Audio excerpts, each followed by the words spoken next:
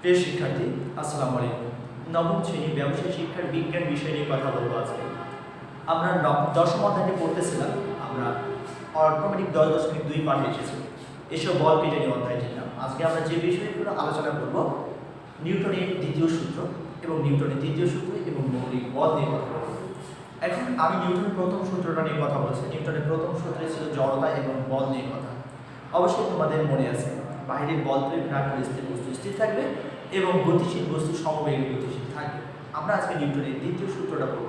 নিউটনের দ্বিতীয় সূত্রটা বলতেছে কি, বস্তুর ভরবেগের পরিবর্তনের হারের প্রযুক্ত বলের সমানুপাতিক এবং বল যেদিকে ক্রিয়া করে বস্তুর ভরবেগের পরিবর্তন সেদিকেই ঘটে। এই যে বলতেছে বস্তুর ভরবেগের পরিবর্তনের হার, ভরবেগের পরিবর্তনের হার, আমাকে সবাই ভরবেগ জানতে হবে।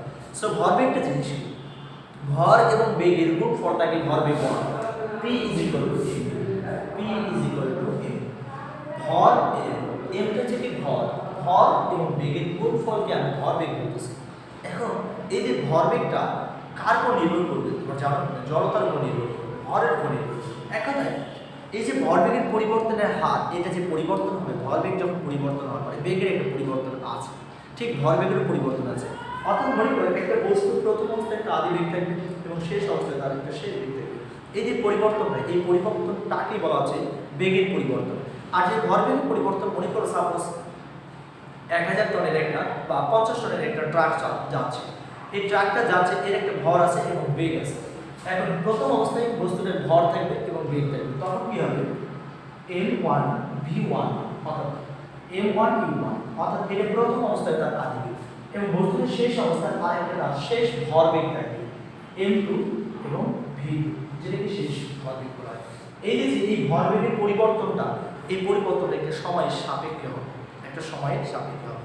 এই পরিবর্তনটা এই সূত্রের মধ্যে কথা বলা আছে। অর্থাৎ বস্তুর ভরবেগের পরিবর্তনের হার, হার বলতে গেলে সময় বোঝাচ্ছে, আর প্রযুক্ত বলের সমানুপাতিক, যে বলটা প্রয়োগ করতেছে, অ্যাপ্রোচ করতেছে। আমি একটা রিক্সা বা একটা ট্রাক যাচ্ছে, সেখানে অবশ্যই বল প্রয়োগ করতেছে ইলেকট্রিক বা যান্ত্রিক শক্তি দিয়ে। তো এই যে প্রযুক্ত বল সমানুপাতিক, প্রযুক্ত বল সমানুপাতিক এবং বল যেদিকে ক্রিয়া করে বস্তুর ভরবেগের পরিবর্তন সেদিকে। অথবা আমরা একটা বস্তুকে ধাক্কা দিচ্ছি, অর্থাৎ বল ওই দিকে ক্রিয়া করতেছে, তার বস্তুর ভরবেগের পরিবর্তন ওই দিকে, এই দিকে হবে না।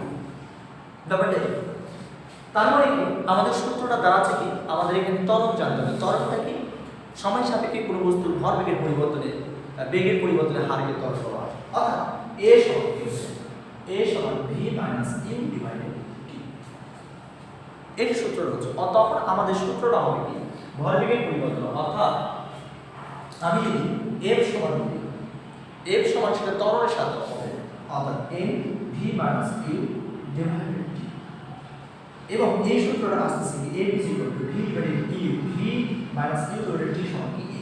তখন আমি কি লিখব হচ্ছে m। এই যে এটাই হচ্ছে সেই সূত্র, নিউটনের গতির দ্বিতীয় সূত্রকে সমর্থন করে। আশা করি তোমরা বুঝতে পেরেছো। আর এখানে সবচেয়ে বড় হচ্ছে ত্বরণ এবং ভরবেগ। এরপর চলো আমরা নিউটনের তৃতীয় সূত্র দেবো। নিউটনের তৃতীয় সূত্র হচ্ছে ক্রিয়া এবং প্রতিক্রিয়া নিয়ে কথা বলছে। ক্রিয়া এবং প্রতিক্রিয়া। একটা দেয়ালকে তুমি যদি ঘুষি মারো, একটা দেয়ালকে তুমি ঘুষি মারলে, অর্থাৎ সেই বস্তুতে তোমার একটা রিয়াকশন দেওয়ার চেষ্টা করো। মনে করো এখানে ধাপ করে একটা ঘুষি মারো, অবশ্যই তোমাকে লাগবে। এই যে প্রথমে এটা ক্রিয়া, আর তোমাকে যে লাগলো এটা হচ্ছে প্রতিক্রিয়া। অর্থাৎ প্রত্যেকটা বস্তুর একটা ক্রিয়া প্রতিক্রিয়া আছে। মনে করো সাপোজ তুমি, আমি বা আরো অনেক স্টুডেন্টকে আমরা নৌকা চড়ে কোথাও ঘুরতে গিয়েছি, মনে করো সুন্দরবনে গেছি, আমরা কখনো নৌকায় উঠিনি, তো অথবা তোরা কোনো দিনে গেছে নৌকা চালাচ্ছে, তো নৌকা চালাতে নৌকা থেকে নামবার, যখন নৌকা থেকে নামবো একজন কি করছে, লাফ দিয়ে নামছে। যখন লাফ দিয়ে নামছে তখন কি হবে, তুমি যে প্রথম অবস্থায় একটা ক্রিয়া করলে, নামলে, তোমার পায়ে যে একটা ক্রিয়া করলে, একটা প্রতিক্রিয়া দিয়েছে, প্রতিক্রিয়ার ফলে কি নৌকাটা পিছনের দিকে যাবে। মাইন্ড একটু মাথায় রাখো। আচ্ছা এই যাবা, এবার চলো বাসে উঠলাম আমরা।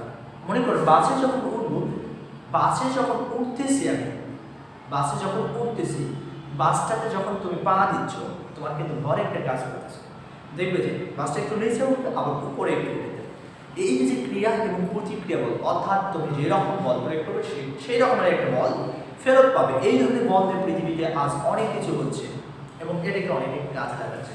অর্থাৎ আমরা এই বলটাকে বলতে পারি, যদি F1 বল তুমি যদি প্রয়োগ করো, তাহলে একটা বিপরীত ধর্মী একটা বল পেয়ে যেতে। অর্থাৎ আমি বলতে পারি F1 বল সমান মাইনাস F2, তুমি ধনাত্মক বল প্রয়োগ করে ঋণাত্মক বল পাবা, আর তুমি যদি ঋণাত্মক বল প্রয়োগ করো তাহলে ধনাত্মক বল পাবা। মাইন্ড মাথায় রাখতে হবে। তার মানে এই যে নিউটনের তৃতীয় সূত্রটা, পুরো সূত্রটা প্রত্যেক ক্রিয়ারই একটা সমান ও বিপরীতমুখী প্রতিক্রিয়া আছে। সমান এবং বিপরীতমুখী, এই বিপরীতমুখী হওয়ার কারণে এখানে কিন্তু একটা ধনাত্মক তুমি দিয়েছো ঋণাত্মক আসছে, অর্থাৎ সমান দেখো দুইজনের মানই সমান, এর মান সমান এবং বিপরীতমুখী হচ্ছে, বিপরীতমুখী হচ্ছে। অর্থাৎ আমি দেখেছি যে সাজানো এইদিকে যদি একটা বল প্রয়োগ করি আবার এইদিকে একটা বল চলে আসে। মাথা রাখো, কাম টু দ্য পয়েন্ট। আমার একটা কথা যে কি একটা কোনো বস্তুকে মনে করো ধরে নাও তুমি কাউকে মারতে গিয়েছো, আচ্ছা তুমি যদি মারো সে কি থেমে থাকবে?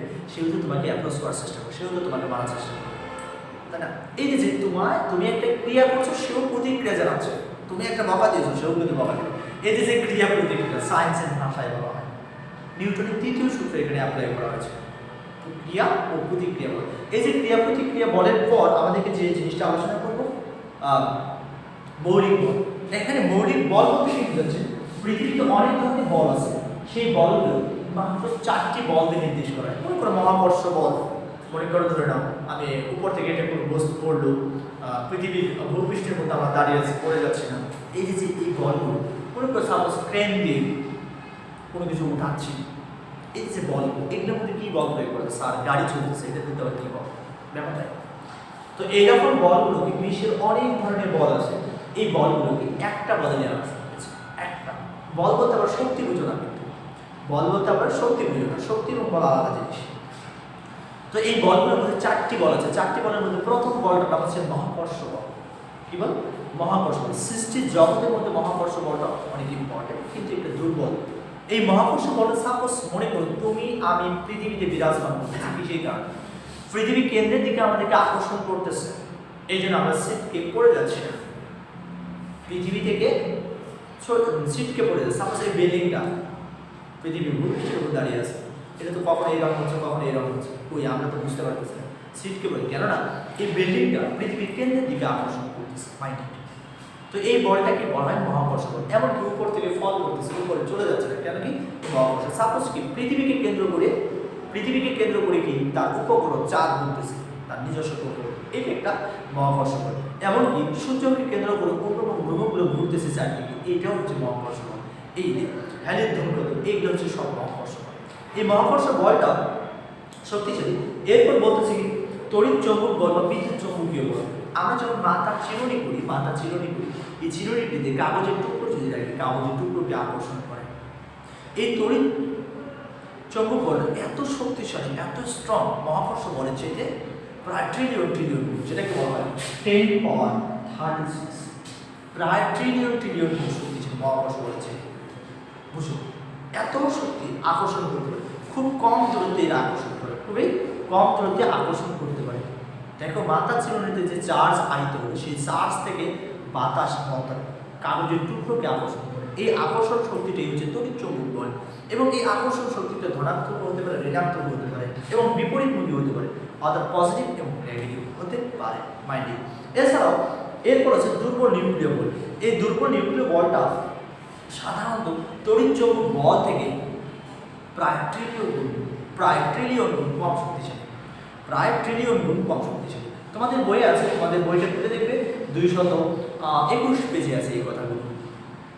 তড়িৎ চৌম্বক বল থেকে একটু কম শক্তিশালী দুর্বল নিউক্লিয় বল, অর্থাৎ উইক বলতেছে উইক ফোর্স অথবা উইক নিউক্লিয়ার ফোর্স, দুর্বল নিউক্লিয় বল। এটাকে বলা হয়, এটা খুব কম দূরত্বে এটা নিজেকে আকর্ষণ করতে পারে 10⁻18 মিটার, 10⁻18 মিটার দূরত্বে কোনো বস্তুকে আকর্ষণ করে। এটা তুমি দেখবা যে বিটা রশ্মি নামক যে রশ্মিগুলো আছে, তেজস্ক্রিয় রশ্মি, সূর্য থেকে যে তেজস্ক্রিয় রশ্মি আছে, এখান থেকে বিটা রশ্মি নির্গমন হয় সাধারণত এই দুর্বল নিউক্লিয় বল। এরপর আছে শক্তিশালী বল, যেটাকে বলা হয় সবল নিউক্লিয় বল অথবা স্ট্রং নিউক্লিয়ার ফোর্স। এই স্ট্রং নিউক্লিয়ার ফোর্স সবচেয়ে বলগুলোর মধ্যে 4টি বলের মধ্যে সবচেয়ে শক্তিশালী বল, যেটাকে বলতেছে কি সবল নিউক্লিয় বল।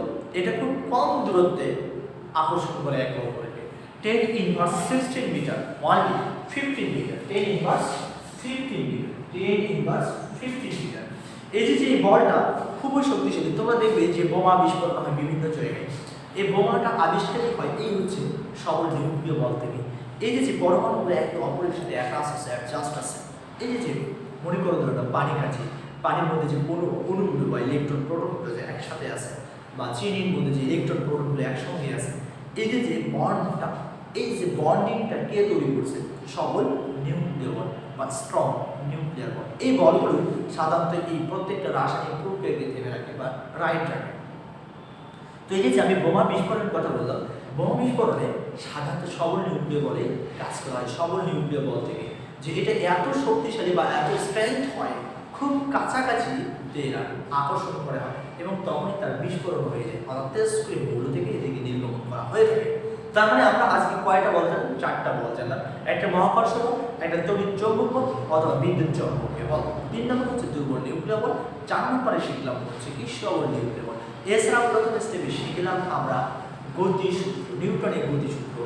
দ্বিতীয় সূত্রটা হচ্ছে কি বস্তুর ভরবেগের পরিবর্তনের হার এর উপর প্রযুক্ত বলের সমানুপাতিক, এবং বল যেদিকে ক্রিয়া করে বস্তুর ভরবেগের পরিবর্তন সেদিকেই থাকে। আর হচ্ছে তৃতীয় সূত্রটা জানলাম হচ্ছে কি প্রত্যেক ক্রিয়ার একটি সমান ও বিপরীতমুখী প্রতিক্রিয়া আছে। তার মানে তোমাদের আগামীতে যে ক্লাসটা নেব সেখানে তোমাদের পড়া থাকবে 216 পেজ থেকে 222 পৃষ্ঠা পর্যন্ত। 216 পৃষ্ঠা থেকে 222 পৃষ্ঠা পর্যন্ত তোমরা বাসায় খুব সুন্দর করে পড়বে।